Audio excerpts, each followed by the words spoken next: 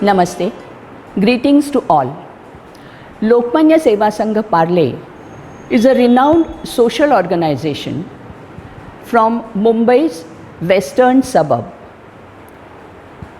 Established in the year 1923. This is a memorial of freedom fighter late Bal Gangadhar Tilak, devoted to the cause of upliftment of masses.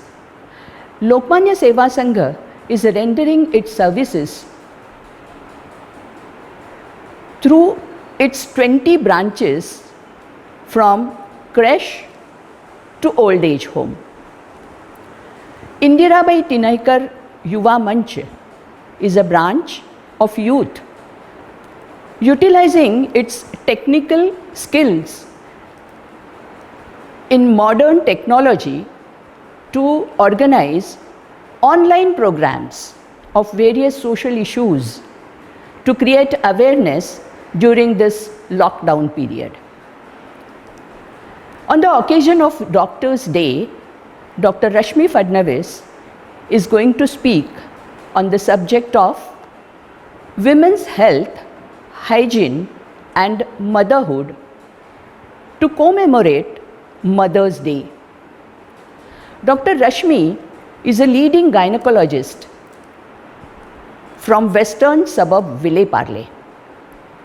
She has a vast experience of 40 long years.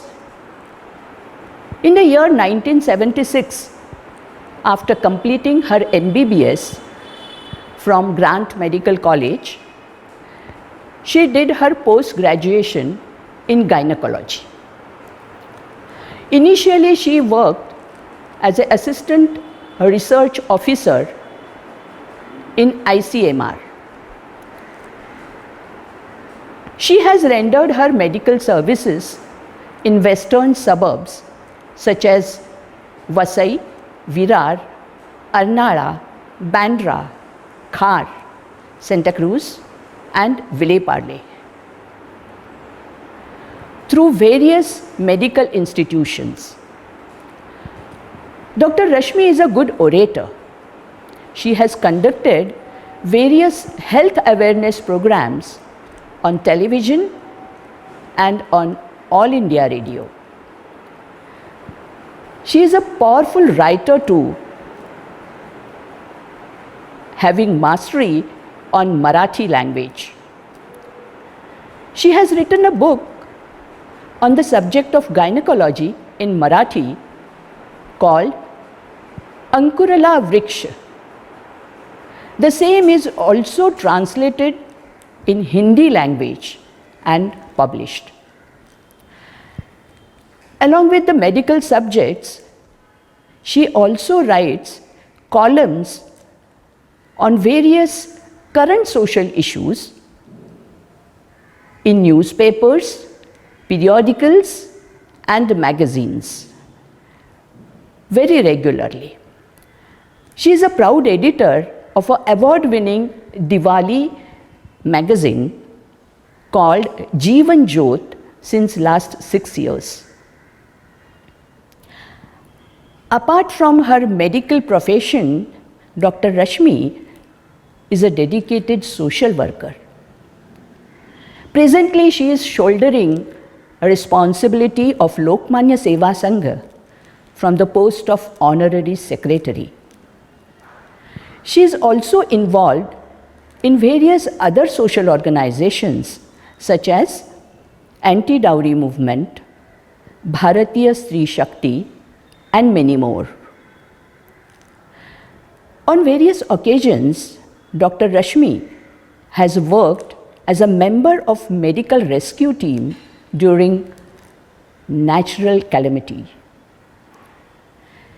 She has also conducted various programs on personal hygiene and puberty on adolescent girls in more than 100 schools in urban, semi-urban and rural area.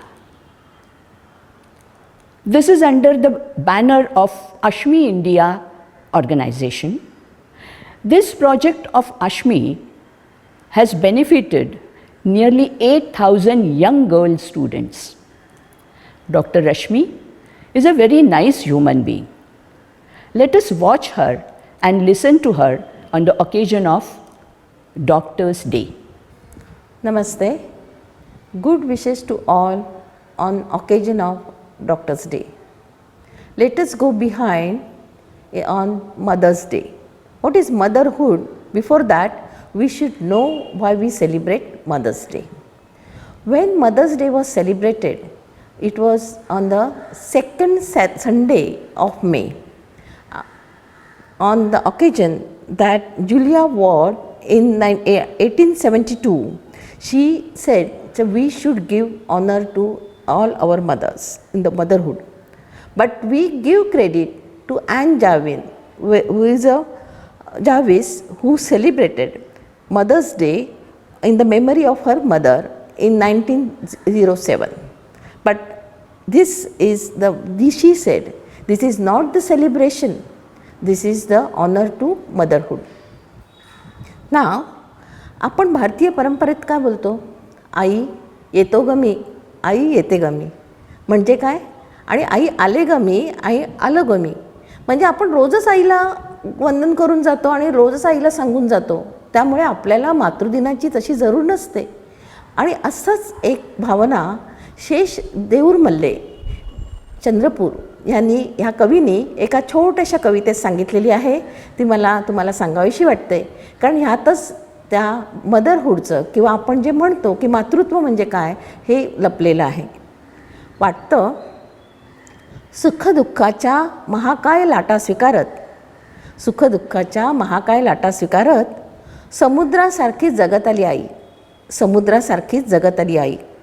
पण तिच्या पापण्या पाणवताना मी पाहिल्याच नाही कधी, पण तिच्या पापण्या पाणवताना मी पाहिल्याच नाही कधी. मी विचारत असे तिला, आई तू कधीच रडली नाहीस का गं? मी विचारत असे तिला, आई तू कधीच रडली नाहीस का गं? हां, ती हसून म्हणत असे, हो ना बाळा, सांगू? हो ना बाळा, मी सांगू का? तुझं रडू पहिल्यांदा बाहेर येण्याआधी, तुझं रडू पहिल्यांदा बाहेर येण्याआधी. हां, त्यावेळेला मला समजतच नसे याचा काही अर्थ, त्यावेळेला मला समजतच नसे याचा अर्थ. आणि हेच मातृत्व आहे. या मातृत्वाचा आत्ता संदर्भ असा आहे की आत्ताच्या ह्या आपल्या करोनाच्या वावटळीत आपण सगळेजणं भयाप्रत झालेलो आहोत.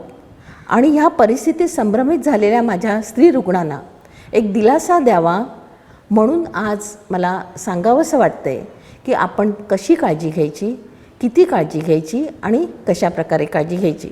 आता हा प्रवास आपला 2 भाषात असणार आहे, कारण इंग्रजी आणि मराठी या दोन्ही भाषेमध्ये मला बोलावं लागेल, तर जरा सांभाळून घ्या. Now let us see what is COVID-19. Corona virus gives the disease called COVID-19. Is it so scary? No, not at all. Then what happened? This is because we are not prepared for the health infrastructure.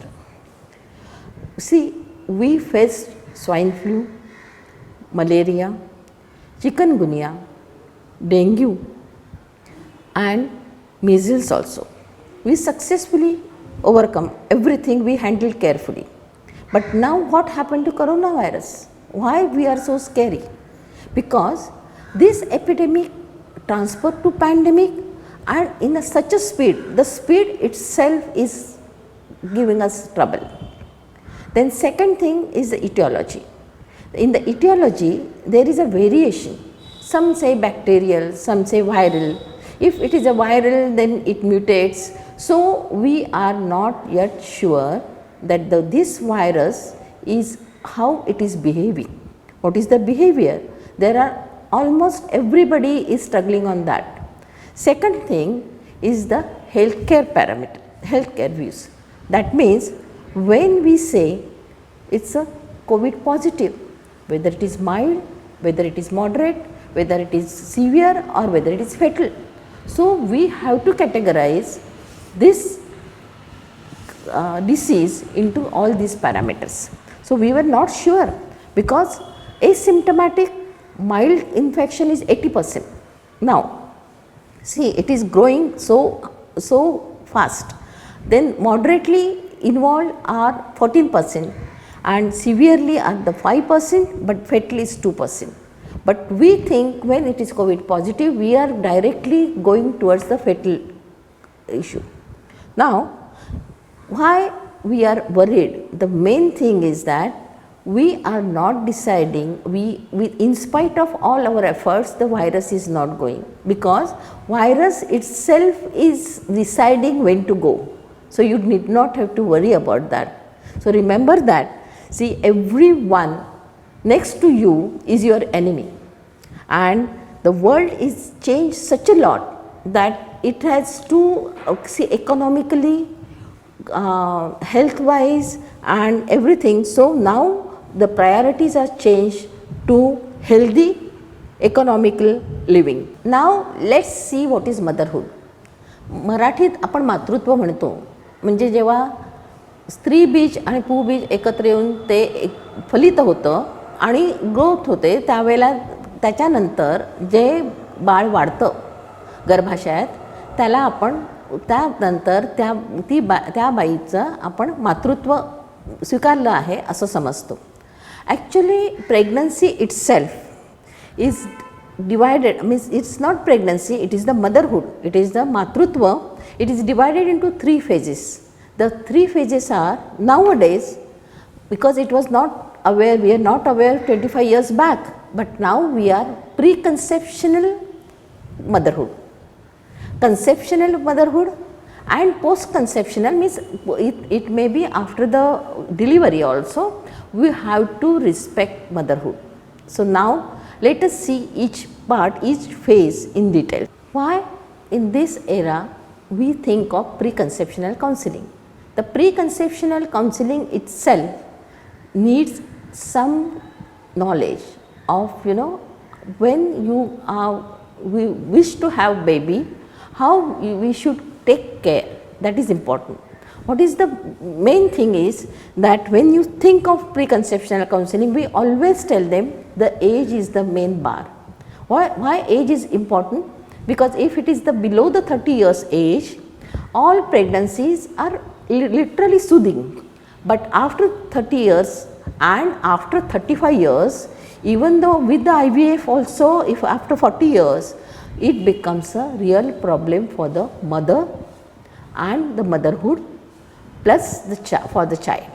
So now we must consider, we have to tell them that even though career is there, even though your financial status is not too this thing think of, but still the age is the main factor for the conception. Secondly, it's a hereditary diseases. Thalassemia is the major problem for us, because if mother is thalassemic minor, her husband is thalassemia minor. If baby is thalassemia major, the baby cannot survive. That is the very bad thing for us, because we cannot tell them to go for the baby who is thalassemia major. Another thing is there are so many other hereditary diseases like hemophilia, some diseases with the fetus, some diseases with the mother, and some incompatibility of the Rh negative, Rh positive. Nowadays it is very less, but still we have to tell them to be aware of all these things. Third thing is the autoimmune disease. Autoimmune disease nowadays we see because of the environmental pollution. Thyroid is the main culprit. In the thyroid, why we should worry about thyroid? If it is a hypothyroid, the main thing is the mentally retarded child. If the thyroid level is not maintained to the properly during the pregnancy. So this is very important. Another thing, there are associated other autoimmune diseases. I need not mention that because that's not our subject just now. So we will go ahead with the other diseases which we should go for the counseling. That is, if you have the tuberculosis in the past, which medicine you are taken, whether you are active tuberculosis just now and you are pregnant, what we are supposed to do. Secondly, if you are asthmatic, which medicines should stop, which medicine you should continue, and what is the line of treatment in the severe attack. Then there is a epilepsy. In the epilepsy, some things that anti-epileptic drugs, some can be continued during pregnancy, some are abandoned, which is in the view of the fetal anomalies, we do not allow them to take the medicines for that. But if you do not take the anti-epileptic drugs, you are going to get the seizures. So, you are supposed to be balanced for that. Then another thing is the psychotic medicines. Antipsychotic drugs, some should be continued. It is a psychiatrist advice is very important to continue which drug during pregnancy, because antenatally we want safe motherhood, that is very important. Then some congenital, it is known that previously there were no sonography, no other parameters to detect anything. So, we used to, when I was studying, that time congenital heart disease was missed and it gets precipitated with pregnancy. That means if the mother is having MI and MS, it is hardly diagnosed before pregnancy. They come along with pregnancy, we auscultate and we diagnose them and then we treat them. So, it is a very important thing that you should know all these congenital diseases beforehand. Antenatal care. During this period of the pandemic, we are supposed to know who is COVID positive, who is COVID negative, but for the treatment part of it, we should know what is the universal COVID precaution. That is very important that all of us know sanitization, using masks and everything, whatever 6 feet distancing, social distancing, home quarantine, everything we know, that we will be discussing later. But what is very important for this patient, they have to minimize visits to doctor, because if visit COVID positive patient or COVID negative patient, we cannot screen unless they go up to unless they have the symptoms or unless they reach the stage of 38 weeks, because we are supposed to do all these tests, means it is a general rule that we will be doing it at the 38 weeks of gestation. Now, what happens? Is a COVID positive or the COVID negative? What is the difference? Main thing is the visits to the doctor should be less. Then the screening, the sonography should be done at the age of 8 weeks gestation, 13 weeks of gestation, 19 weeks of gestation and 26, 28 weeks of gestation and then 36, 38 weeks of gestation. This gives us the idea to know exactly whether baby is growing well, whether all the parameters are okay, whether there is any congenital anomalies, whether the mental retardation or any heart diseases are there or in the fetus, that will come to know. But now, in spite of all these things, the routine investigations like hemoglobin to rule out anemia, urinary tract infection should be ruled out, because if the high temperature is there, it may be because of urinary tract infection. We should not relate with the COVID disease. Another thing is, it is blood sugar. Some have the tendency to get gestational diabetes, that is at the 6 months of pregnancy, their sugar level is showing an abnormal curve. So, that is very important. You have to take good medicines for the hypothyroidism and check thyroid functions regularly to know exactly you are in the normal levels. Third thing, there are specific tests also. Apart from this, suppose the patient is of the renal transplant or something, there are different specific tests. But For the specific means according to the age or after the age of 30 or before the age of 30 also nowadays we do. There are dual marker, there is a triple marker test and there is a quadruple test. So we should know exactly when it is to be done and it should be done in time, then it gives us a sense to treat the patient. Another thing is the medication. The medication, see, medication is the normal medication and COVID positive patient. I will tell you about the COVID positive patient, how the antenatally we should observe. See, I told you 80% are COVID negative asymptomatic. Asymptomatic means they may be COVID positive, but because of asymptomatic things we are not diagnosing them as a COVID positive. Now, when the COVID positive patient comes or the COVID positive we label it, we always screen them. See, first thing is the history. History of from the mother is very important, because when she is having 6 months amenorrhea and her husband comes from abroad for in the month of December to March, there are chances that she may be getting this infection through that. One thing is the history data, taking history in chronological order is very important. Then secondly, we always take temperature. We always ask for any symptoms of dry cough or any headache or test loss of sensation of the test. But when during pregnancy, I will tell you, because of the progesterone there is already nausea and vomiting in the first trimester. So don't mix up with that. Don't go, it's a COVID positive thing. So just rule out everything and then you come to the conclusion. Then another thing is the urine output and your oxygen saturation.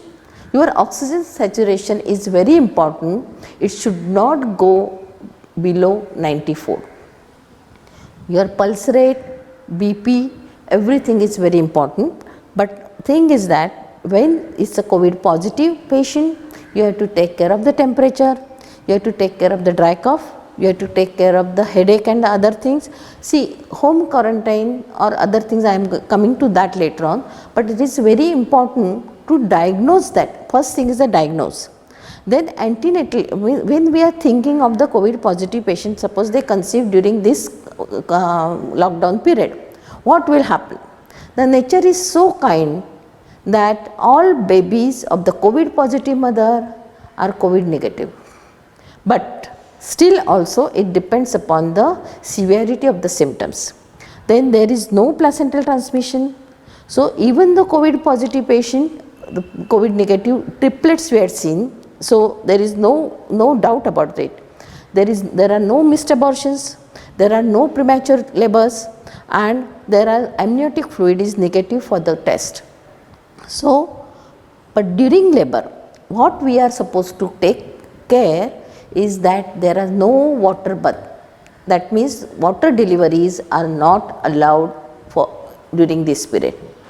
And now another thing is that when it's a normal delivery, we have to clamp the cord as soon as the baby is out. Otherwise we used to wait little bit for the for clamping of the cord, but nowadays immediate cord clamping is must. Another thing is, suppose the patient undergoes cesarean section. The cesarean section under spinal is welcome, but for the under general anesthesia it is very risky for the patient as well as to the other environment. So nowadays we don't plan our we don't do planned surgeries because of that danger. So remember that whatever the things are, whether it is COVID positive mother, don't get panic.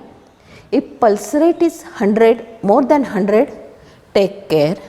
If temperature shows is 100 to 102, it is risky. If respiratory rate goes above 22, it is risky, and oxygen saturation should not drop below 94, and systolic blood pressure should not drop to 100. That is very important. In that case the admission is needed. She needs very what you say is a very neat observation. Then only you can tackle her with a good outcome. Medication. The medication, as you know, anemia should be treated with a good hematinics.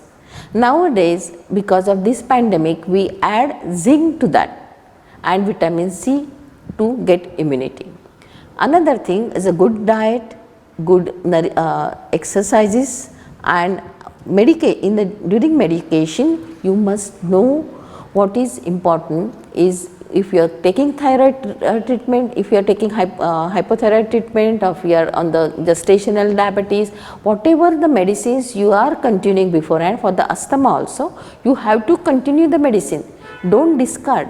Another thing is, suppose you have to give calcium, the calcium should be given with the magnesium and vitamin D3. That is very important during this period, and hence means for henceforth also the magnesium and vitamin D3 plays a big role in the calcium supplement.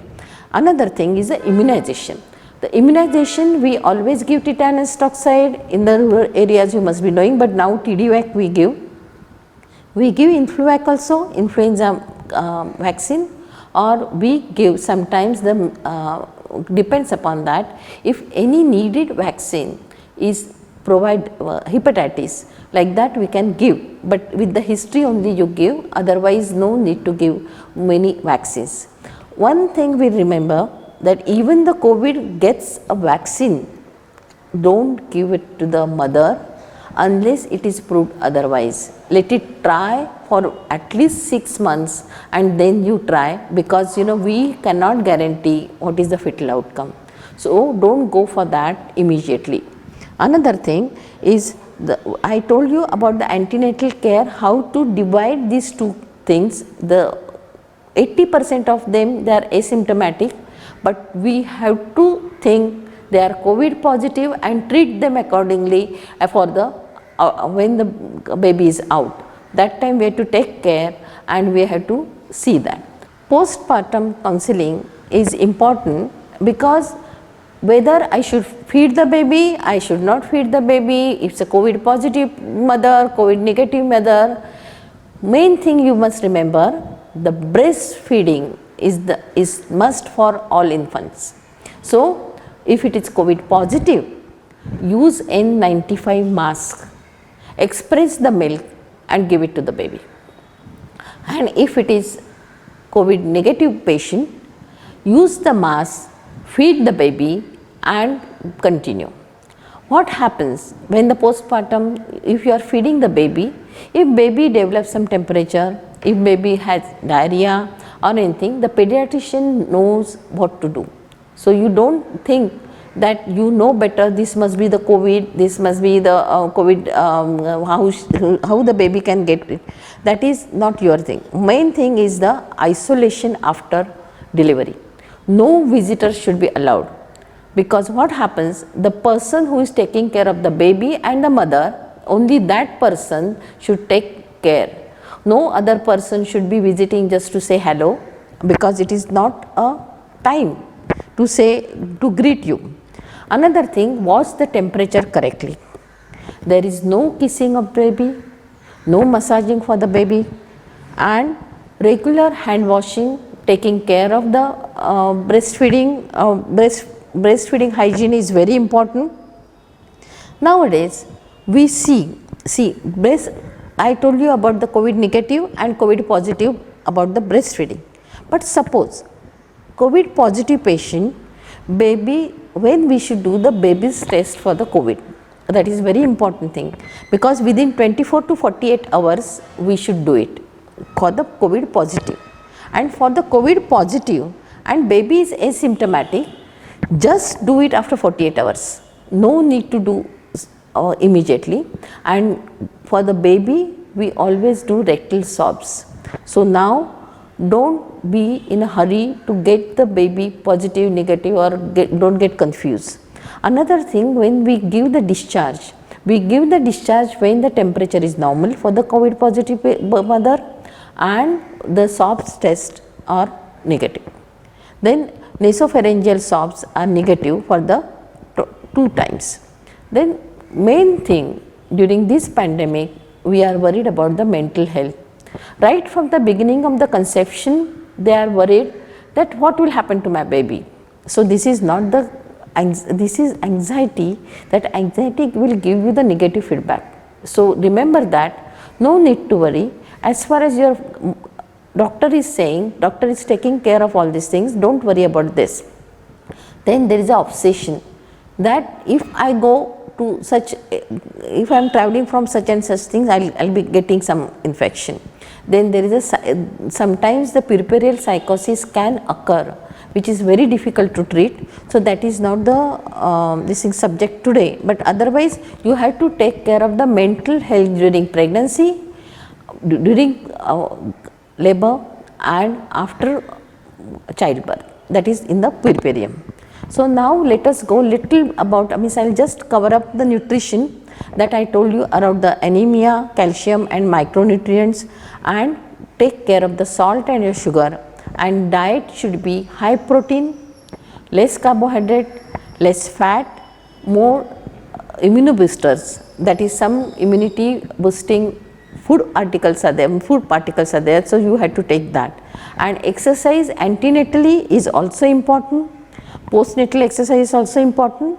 The most important thing is the breathing exercises, deep breathing exercises.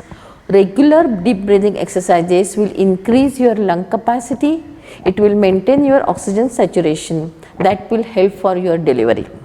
Then vaccination, I told you, it's a everything for the baby also, it is the same thing as a normal vaccination, no need to worry about vaccination to the baby. Role of telemedicine. In this pandemic situation, in this present scenario, patient is afraid of calling doctor. The doctors are cannot getting good information from the patient, and for this telemedicine has come for the help. So what is the role of telemedicine? Whether it is beneficial or it is disadvantageous? Let us discuss. When we see telemedicine, when we talk about telemedicine, it is the remote counseling of patient. Suppose it's a 6 feet distance, I cannot examine my patient. If it is use of the sanitizer, I can use that, but how to go nearby the patient, how I get the exact history. So for that, this is a remote counseling needs literally good factors to be thought of. One thing is the history taking. When we ask history, we have to ask how many people at home, whether they are going out, whether these people are coming from abroad. The people have come from abroad in month of June, not only June, it is from the month of December, Jan, February, that is also very important. Then we have to take the history of, as I said, as a preconceptional counseling, we have to take the history of the hereditary diseases, autoimmune diseases, everything whatever is a regular antenatal history, we have to take the history on the telephone. When we are talking, we have to scrutinize ourselves, all these factors rapidly. So listening technique is to be developed by the doctor. Another thing, we have to identify the symptoms. Sometimes they don't tell you the symptoms immediately, they go around and round and they tell you the symptoms. So you should pick up exactly what is the symptom. Then remote consultation requires a very good skill, because when you listen, you have to scrutinize, you have to categorize the symptoms, you have to take the history into account and then go ahead with the diagnosis and treat the patient.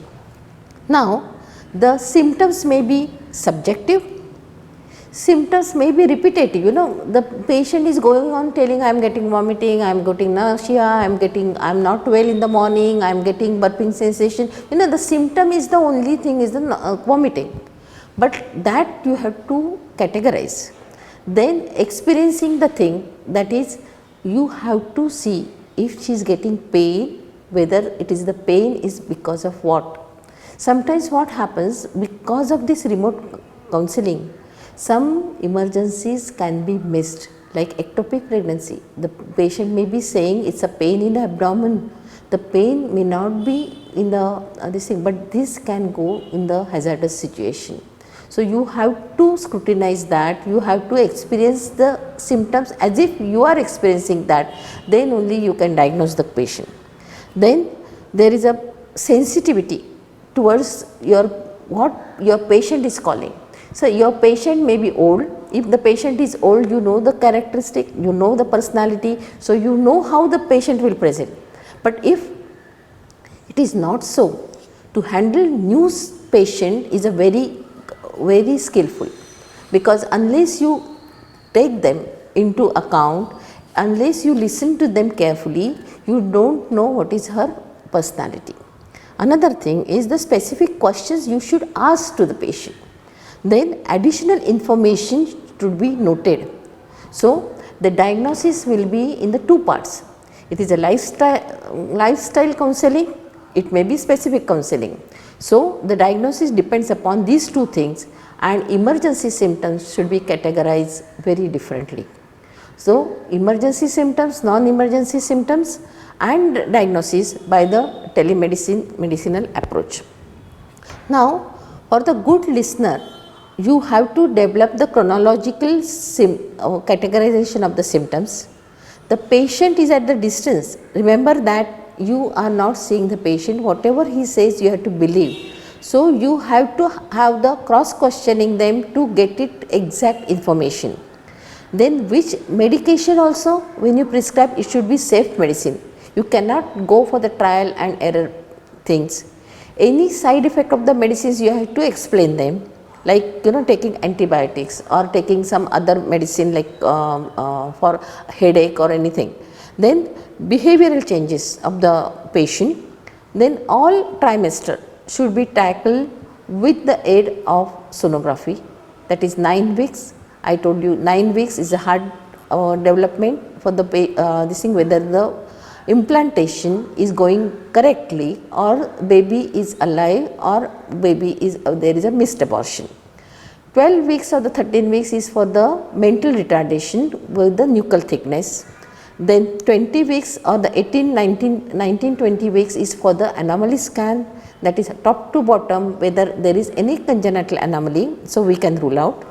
28 weeks is around for the fetal heart development, whether there is any other heart chamber diseases, and 36 weeks to go ahead with your amniotic fluid index, go ahead with the fetal development, go ahead with the placental and everything.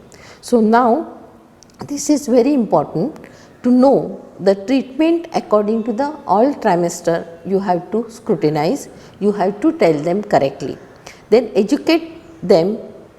Guide should be without physical examination. You remember always that you are not doing physical examination, you don't know exactly the blood pressure, you don't know exactly the pulse rate, so you have to educate them. Then because pregnancy itself is a special attention group, it is not like cold and cough and diarrhea and other symptoms, it is a different thing. So you have to take the history taking, you have to tell them the exercises, you have to tell them for the good nutrition, you have to tell them for the good medicine and which medicines are required. Then assurance of the healthy pregnancy is also important, and test advice as usual. Suppose COVID positive hai, COVID negative hai, the best thing is to do IgG and IgM of the patient. That will give you that interpretation is the best important thing, because in the COVID positive patient, if there is no vaginal contamination, no amniotic contamination, but because IgM is raised because of the placental insult, severely infected placenta gives IgM very high. So we know, because 80% of the people are COVID negative, all mothers are COVID negative, but 20% may be COVID positive. So for that, this telemedicine group is very, it's very, sometimes we think it is not good, but it is a good thing for the doctors, it is good thing for the patient's sake and for the other patients also. So now let us go for the immunization. It is the same thing as usual, I told you earlier. Then psychotherapies by aid is very good by the telemedicine communication. You have to have the quality care, you have to have the caring for the woman, and if you give the good quality care and tell them to see your pulse rate, tell them your oxygen saturation, tell them to take care with all these norms, then it will be best thing as a telemedicine. So that this is a new boon for the medicine in medicinal field. So you always accept that telemedicine will do better than other things. So let us go ahead with the telemedicine, but with restricted use. What is new normal in obstetrics? We listen nowadays everywhere new normal in all fields, in the economics, in the health and other things. So what is new normal? In the education also. So in obstetrics, it is the personal hygiene which is very important, because normal asymptomatic COVID negative patient should use only 3-layer mask. No need to wear N95 mask. N95 you keep it for COVID positive patient, because if you are using COVID-95 this N95 mask, you will be depriving them of the N95 mask. That is very important. Then social distancing. No visitors will be allowed to see the baby, to kiss the baby or take into the arms. Then home quarantine is the awareness we should develop, because previously, I think long back, when the patient is to deliver, it used to be kept in a very nice cozy room. It was not she is not supposed to mix up for the 40 days. So it is like that. Home quarantine is very important. Use of the sanitizer, especially for the hands.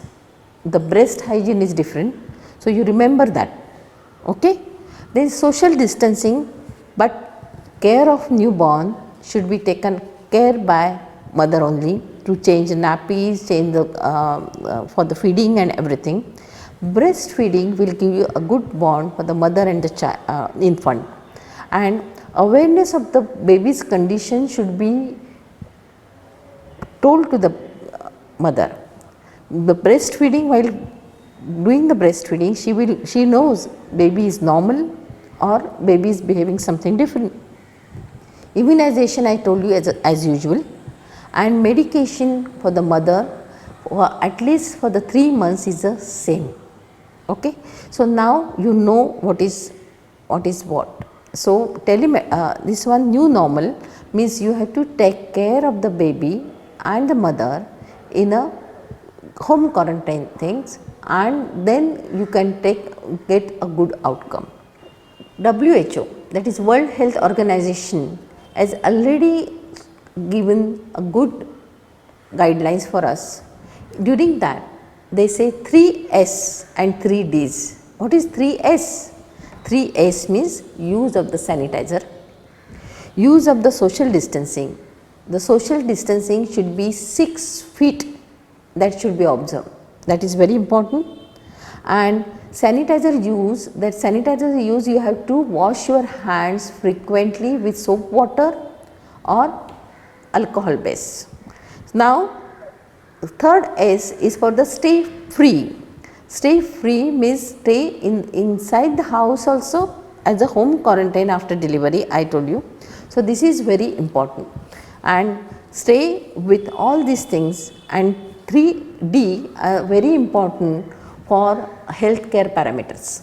The healthcare parameters tell us if your data provision is correct, if the detailed history is given and collection and everything in the first visit, we can scrutinize the person and we can find out the way the pandemic is going on, the way what speed it is going on, or where it is more localized. Then the second D is define the infrastructure to face the pandemic. We were not aware of our health parameters. We were not aware of our health situation. So this was a bad thing, and that has taught us a lesson to take care of our infrastructure of the health, including personal hygiene to the social hygiene to the national hygiene. Okay? Now devotion towards your awareness programs. Sometimes it is very scary to go in the slums and do the awareness programs. I know that, but it is essential. They should know, you should devote your time for the masses to respond to the situation. If we tell them correctly, they will definitely listen. But only thing, the age group should be above 20 to and below 50. See, takeaway message I will tell you, only few things you must remember. Don't use mask which is N95 as a usual thing. Keep them for the COVID positive patient. That is very important. Sanitization with alcohol is good, but soap and water is beneficial. Then 6 feet distancing. The distancing with the other people should be 6 feet distancing only. So that is very important, and that if you follow, there is nothing like that. The mask is not to protect you, it is protect others from your fomites. So it is very important, and don't touch any paper, cardboard, wooden unnecessary, or don't play with the keychains and other things. That is very important. Then now during this pandemic, we have to take care of our mental status, because what happens is that suppose I listen to TV. TV is the bad attack on your mind. So TV news will give you only negative feedback. It will not give you a mental support.